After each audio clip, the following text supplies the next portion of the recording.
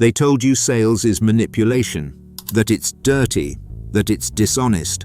That lie wasn't designed to protect morality.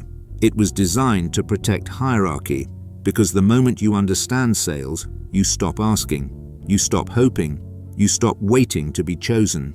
Machiavelli understood this centuries ago. People don't resent manipulation. They resent being outranked. Sales is not persuasion. Persuasion is what powerless men use when they lack position. Sales is command of context. And once you understand that, rejection stops hurting, fear disappears, and outcomes start bending toward you. Stay with me, because this mindset alone separates the top 1% from everyone still begging to be approved. Why people hate sales? People don't hate sales because it's unethical. They hate it because it exposes power. When someone says, sales is manipulation, what they're really saying is, I don't like being reminded that outcomes are controlled by those who know how to direct decisions. Machiavelli would recognize this instantly. People moralize what they can't control. By labeling sales as dirty, they protect their ego. They excuse their inability to command outcomes. It's more comfortable to believe the system is corrupt than to admit you don't know how it works. Sales exposes hierarchy, and hierarchy is uncomfortable. Every transaction reveals who is leading and who is reacting, who is choosing and who is waiting to be chosen. This makes people uneasy because modern culture pretends all adults are equals. Sales shatters that illusion. In every exchange, someone frames the value, sets the pace, and controls the outcome. The moment you step into sales, you step into visibility. Your confidence is tested. Your authority is felt. Your certainty is measured. That's why rejection hurts, not because it's painful, but because it reveals lack of authority. When someone says no, it's not a personal insult. It's a signal that the frame was weak, the position unclear, or the legitimacy unfelt. For those who rely on approval, this exposure feels humiliating. So they retreat, they hesitate, they explain, they discount, and each of these is a confession.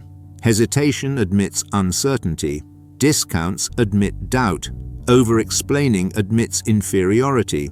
Humans sense this instantly, not logically, instinctively.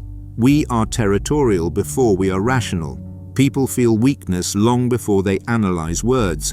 The seller who seeks permission instead of asserting position triggers resistance automatically. This is why aggressive selling fails. Aggression is not strength, it's noise. It announces insecurity. True authority is calm. The man in control does not beg to be chosen. He assumes value and allows others to qualify themselves. Once you understand this, something shifts. Sales stops feeling like persuasion, and persuasion is what powerless men use when authority is absent. Comment sales is hierarchy, or comment authority before approval. Once you see sales as hierarchy, persuasion collapses entirely. Authority comes before obedience. People like to believe they make decisions logically. They don't. Logic comes later, as justification. What people follow first is legitimacy. Machiavelli understood this long before modern psychology. Authority must be felt before it is explained. A ruler who has to convince his subjects he deserves power has already lost it. The same law governs sales. Humans are territorial before they are rational. Before a buyer processes features, pricing, or comparisons, their nervous system asks a simpler question. Is this person above me, beside me, or beneath me? That answer determines everything that follows. Buyers feel authority before they analyze value, posture, pacing, silence, certainty. These are not cosmetic details. They are signals. The body reads them faster than the mind. A seller who moves calmly, speaks precisely, and does not rush signals control. Control signals safety. Safety opens compliance. Doubt does the opposite. Doubt fractures posture, tone, and timing. The moment you hesitate, overqualify, soften your language, or seek reassurance, authority leaks. The buyer may not consciously notice it, but they feel it. And when legitimacy weakens, resistance rises automatically. This is why price objections are rarely about price. Price objections are authority objections in disguise. If the buyer trusted the position completely, price would feel secondary. When authority is solid, cost becomes contextual. When authority is weak, cost becomes the battleground. People don't challenge what they respect. They challenge what they doubt. Aggressive sellers misunderstand this. They believe force will compensate for lack of legitimacy. They push, pressure, and perform urgency. But aggression is not dominance. It is noise. It announces instability. It tells the buyer, "I need this more than you do," and need flips hierarchy instantly. Quiet sellers don't chase, they don't convince, they don't argue. They stand in position and let others adjust. This is why elite sellers appear relaxed. Their authority isn't borrowed from scripts or tactics, it's structural. They know the outcome improves the buyer's position, and they behave accordingly. Once legitimacy is established, obedience follows naturally, not because the buyer is persuaded, but because resistance feels unnecessary. And this is why aggressive sellers fail faster than quiet ones. Why persuasion is a weak man's tool. Persuasion feels powerful to those who lack authority. That's the first illusion to destroy. Persuasion exists only where authority is absent. It is the behavior of someone who must compensate for weak position with effort. Machiavelli warned that rulers who rely on force or spectacle reveal instability. The same applies in sales. Pressure signals desperation, not strength. The moment you push, rush, or insist, you expose need, and need collapses hierarchy. Humans instinctively resist those who appear to want something more than they do. Pressure flips the frame from leadership to pleading. Loud selling repels because it exposes instability. Volume is not dominance. Repetition is not certainty. Urgency theatre is not power. These are masks worn by those who don't trust their own position. People don't think, "He's confident." They think, "Why is he trying so hard?" And that question alone is fatal. Calm sellers assume value. They don't prove it. They don't stack reasons. They don't overwhelm with features. They don't over-justify price. They speak sparingly because they expect compliance, not debate. This isn't arrogance. It's alignment. When you believe the outcome improves the buyer's position, explanation feels unnecessary. Authority is expressed through restraint. Silence carries more weight than persuasion ever could. Proof is for courts, not dominance. Those who feel powerful don't rush to defend themselves. They let reality do the work. In sales, excessive proof is a tell. It announces doubt. It says, "Please agree with me." Dominance doesn't ask to be believed. It assumes belief and allows others to either align or step aside. This is why elite sellers feel different to be around. They are not chasing consensus. They are offering access. That inversion changes everything. The buyer stops asking, "Do I want this?" and starts asking, "Do I qualify?" Persuasion dies in that moment. But this posture only works when one condition is met. If belief wavers internally, calm collapses externally. If you secretly doubt the value, your body will betray you. Your tone will soften. Your timing will slip. Authority will fracture, which leads to the principle most people try to bypass. But this only works if one thing is already solid: belief. Never sell what you don't believe in. Power cannot flow through internal contradiction. This is not philosophy, it's mechanics. The most common reason sales feels uncomfortable isn't lack of skill, confidence, or technique. It's disbelief. When you sell something you secretly doubt, your nervous system knows it, and it betrays you. Disbelief leaks through body language and tone. Your voice tightens. Your posture shrinks. Your timing hesitates. You may say the right words, but your body speaks louder. Humans are predators of inconsistency. They don't consciously analyze it, they feel it. And the moment they feel doubt, authority collapses. Selling what you doubt forces submission behavior. You explain too much. You justify instead of state. You negotiate against yourself. Each move is an unconscious apology for not standing fully behind what you're offering. The buyer doesn't see professionalism, they see uncertainty, and uncertainty invites resistance. No script can override internal illegitimacy. You can memorize lines, you can learn frameworks, you can perfect tone. None of it matters if you don't respect the exchange. Technique without belief is theater. It holds for a moment, then cracks under pressure. Machiavelli warned that rulers who lack legitimacy invite rebellion. A seller who lacks belief invites objection. The market senses illegitimacy instantly. Certainty is the real product being sold. People don't buy objects. They buy confidence in an outcome.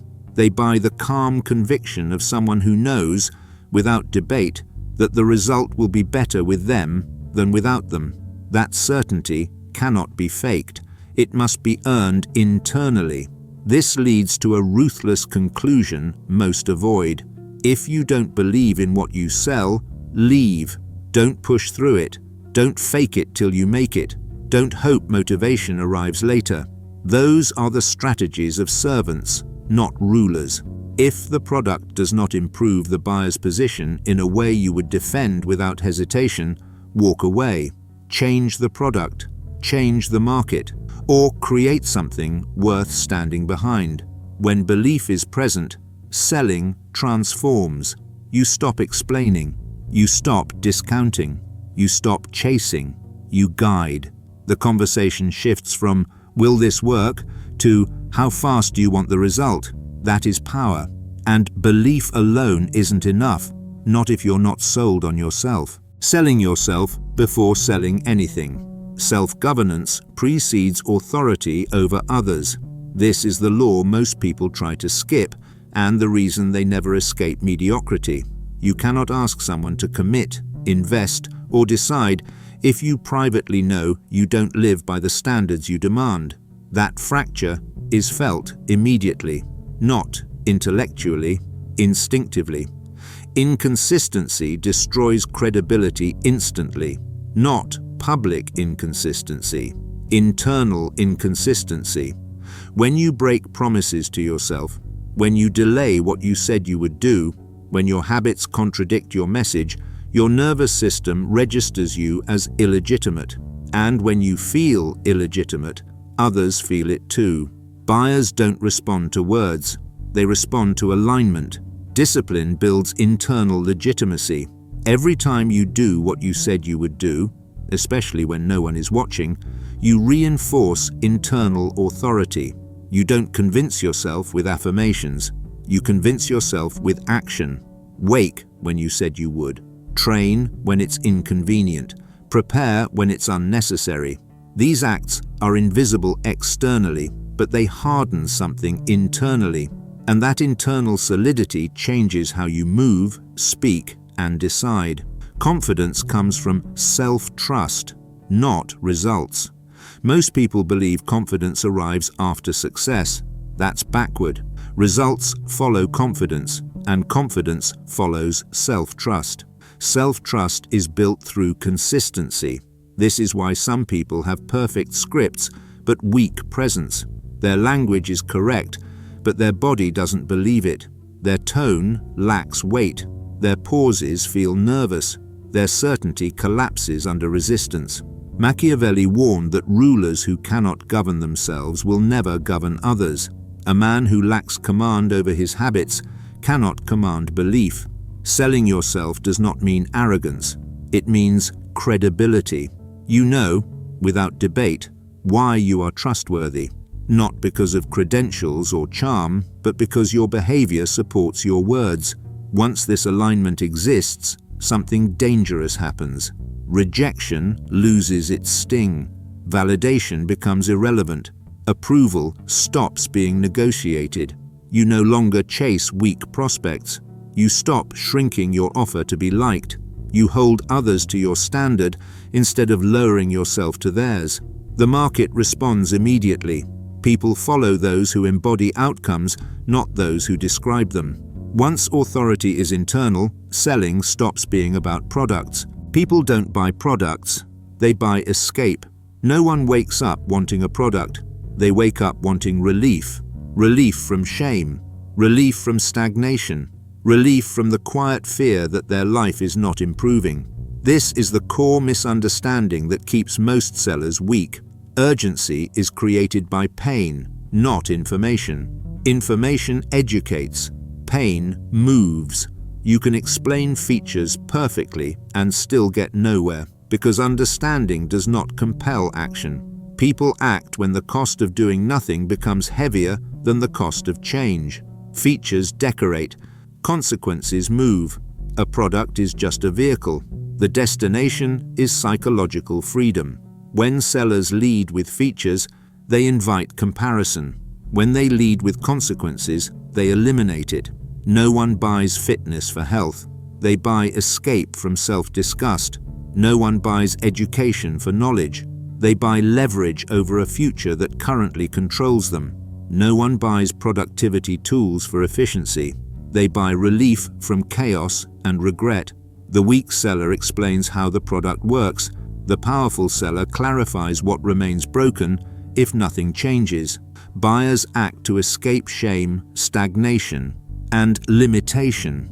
And most already know this at some level. They just haven't confronted it clearly. Comfort lies in ambiguity. Precision removes the illusion that delay is harmless. This is why elite sellers ask questions instead of pitching. Questions expose traps better than pitches. How long has this been a problem? What has it cost you so far? What happens if this looks the same a year from now? Each question forces the buyer to articulate consequences they've been avoiding. The discomfort isn't created by the seller, it's revealed by the truth. The weak fear these questions because they think discomfort will scare the buyer away. In reality, discomfort clarifies. People are already uncomfortable. You're just removing the fantasy that avoidance is safe. The seller's role is diagnostic, not persuasive. You diagnose the real constraint. You identify the bottleneck. You make the trap visible. Only then do you present the exit. This is why demonstrations outperform explanations. Seeing collapses time. It makes the future feel present. When the buyer feels the outcome, confidence, relief, status, the decision is already made. Logic simply catches up. When escape is clear, price becomes contextual. Competition fades. Delay feels dangerous. You are no longer selling an object. You are offering a way out. And when escape is clear, persuasion becomes unnecessary. The sales position that controls everything. The final shift is not about skill, it's about position. The one who can lose the deal controls the frame. This is the dividing line between sellers who chase outcomes and those who command them. Need flips hierarchy. Indifference restores it. When you require the deal to feel stable, the buyer owns you. When you can walk away calmly, control returns instantly. Scarcity comes from independence, not tactics. Scripts, countdown timers, and false urgency are substitutes for what real scarcity actually is: optionality. When you have alternatives, time stops pressuring you. When time stops pressuring you, your presence changes. And presence is what buyers respond to. Elite sellers select. They don't chase. They don't ask, "Will you buy?" They ask, "Do you qualify?" This inversion shifts the entire dynamic. The buyer stops evaluating the offer and starts evaluating themselves. Access becomes the value. The seller becomes the gatekeeper. This is why elite sellers disqualify faster than they close. They protect their frame. They refuse misaligned deals because misalignment weakens authority. Power is preserved as much by what you reject as by what you accept. Silence shifts pressure onto the buyer. Most deals die because the seller cannot tolerate quiet. The moment uncertainty appears, they rush to explain, justify, or discount. Each word transfers leverage away from them. Silence does the opposite. When you stop speaking, the buyer fills the gap. Objections surface. Hesitations reveal themselves. The pressure to resolve the tension moves inward, exactly where decisions are made. Silence is not absence. It is weight. It signals that you do not need to convince, that the outcome will occur with or without this particular person. That confidence exists independent of agreement. Money follows certainty, not effort. The market does not reward those who try hardest, it rewards those who appear most aligned. Certainty collapses doubt. Doubt invites delay. Delay kills momentum.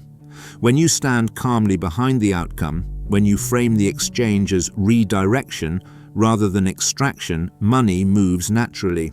Not because you pushed, but because the path felt inevitable.